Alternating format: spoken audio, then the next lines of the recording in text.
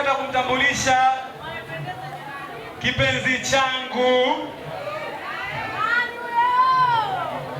mke wangu,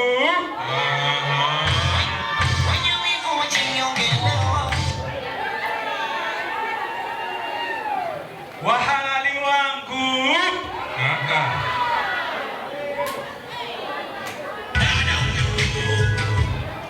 binti mmoja hivi. Kwani wewe unamjua? Sasa ulikuwepo? Unakataa ulikuwepo? Binti mmoja wa Kiruguru bwana wewe. Anacheka kama mazuri. Yaani nimehangaika kote nimenasa kwa Uluguru. Chuma hicho.